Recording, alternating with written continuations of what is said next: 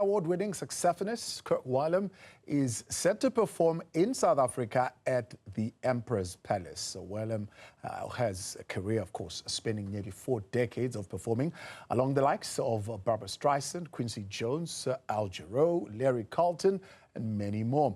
He is joining us via video link from California to have a chat with us on his upcoming visit to South Africa. All right, Kirk, good to have you, and thank you very much for coming on. Welcome to Newzroom Afrika. Thank you very much, but I'm not in California. I'm at home in Memphis, Tennessee, the birthplace of soul music, gospel music, jazz, all of the great music we love.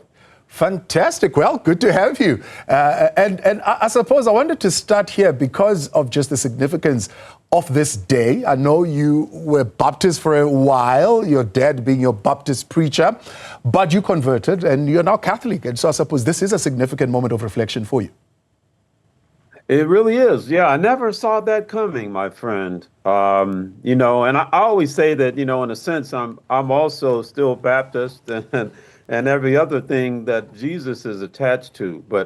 But as a Catholic, you know, the word Catholic, of course, means universal. And I was led to Catholicism because of the many African, you know, priests and nuns. And then, of course, there was a wonderful African-American nun, Sister Thea Bowman, whose life really inspired me. And then I did the research and I realized that we're related. She's my second cousin. She's in heaven right now, but she will be not only Sister Thea Bowman, but she will be Saint Thea Bowman very soon. Yeah. You call her, or at least you consider her your muse. Why does she inspire you so profoundly in your music? Yes, well, of course, she was a musician, a great singer, and she was very close to my father, my aunties, and everybody. But because she was a generation beyond me. But man, you know, the fact that she spoke truth to power, not only with her words, but with the way that she lived her life. And she came in front of, as she was dying, really, she spoke to the American Council of Bishops, most of whom obviously were white. But she spoke to them to let them know that you need to know that the church is not white. The church is all the colors of the rainbow. And then our culture needs to be represented in the Mass and in everything that the Catholic Church does. And that just, man, it just inspired me so much, her courage to open that door for our wonderful, amazing, exciting culture and music. You were last in South Africa, if I'm correct. You'll tell me here in 2014. Was that the last time you were here? Your memory is probably better than mine, but let's just say that it's been too long, way too long, because I love South Africa and prawns. Besides, obviously, you know, all the wonderful people that I meet there.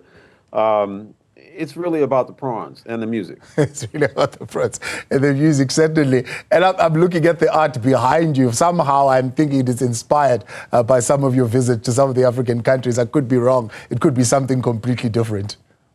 No, that's it. That's Basotho. And, you know, I got a chance to hang out there. And I've been to South Africa so many times. My very dear friend and brother, Jonathan Butler, has invited me there once, and I played there, of course, in 1994, my first time there for the One South Africa tour with my old boss, Whitney Houston, and that changed my life forever. And I just became, you know, wed to that country in a way. You know, I travel all over the world, but yeah. South Africa truly does have a special place in my heart, and the people of South Africa have responded to my music in ways that no other country has. Absolutely. When you hear the word Koinonia, what comes to your mind? I mean, this is a band that I grew up listening to. My brother's a pianist, so he was inspired greatly by Koinonia. But for you, it also holds a significance, does it not? It does, yes. Koinonia was one of the sort of, you know, inspirations that let me know that I could be a musician in the mainstream entertainment industry representing Christ. That I didn't necessarily have to just play in churches or just in religious settings. The whole world is a religious setting.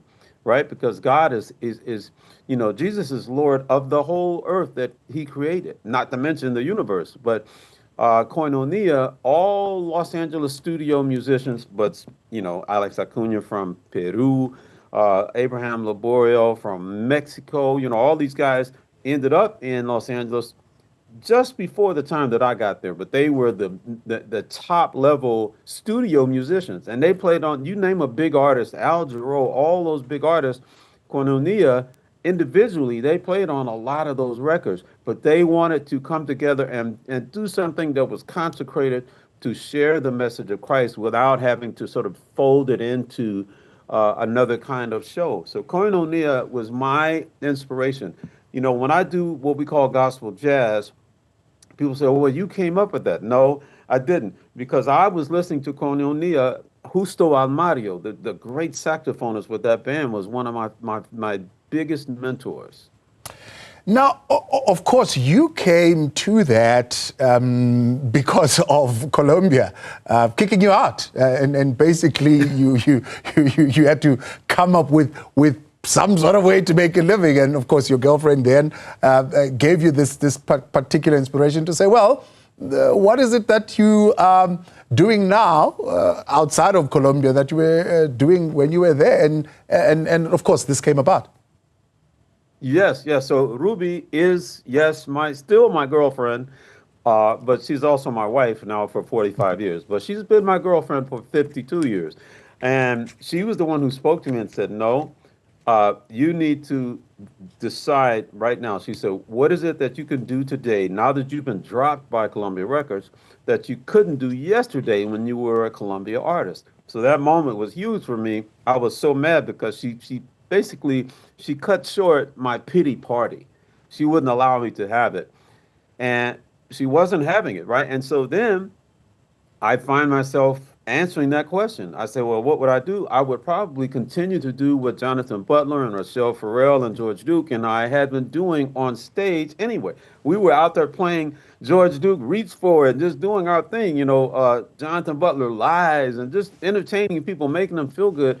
But at a certain point in the show, Jonathan just randomly started playing a hymn. I think it was Precious Lord, Take My Hand. And this, thousands of people in this theater, they all stood up and they would not stop clapping. It was a long standing ovation, letting us know that this was something, you say you scratch people where they're itching.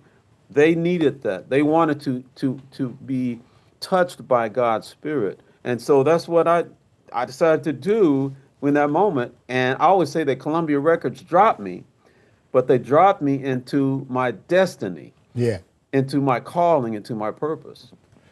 You're coming back? Why are you only giving us one night? Oh, man. Listen, if it's up to me, okay, promoters have to make sure things work for them and all of that. But if it were up to me, I would play many, many concerts. I would play, obviously, Cape Town. I would play Johannesburg, Durban. I would go out into Transvaal. I would be playing to the elephants because I love South Africa so much.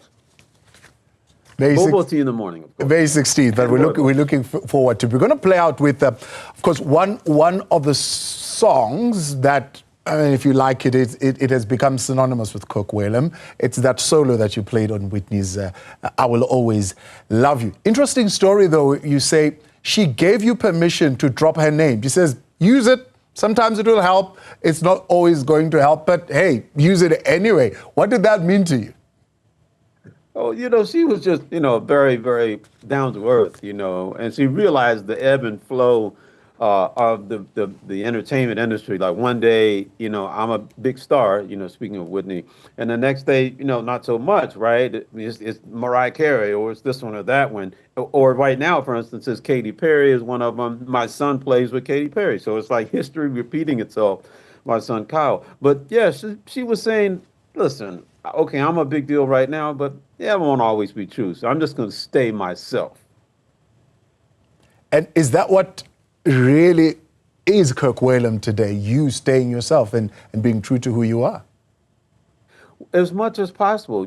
It's a difficult industry, entertainment. And so, you have to try to morph into what's needed in order to, pay your bills. But you only go so far. Like, I'm not going to change who I am. And the more I know who I am, this is to young musicians, try to be your best self. I have a young student there named Denzel, and I tell him, be yourself. Be the very best you, the very best you that you can be. That's the most important thing, because at the end of the day, that's what people really want to hear. Fantastic. Kirk, appreciate your time. Look forward to seeing you May 16th at Empress Palace. Thank you very much for this time with us here on the newsfeed here. Of course.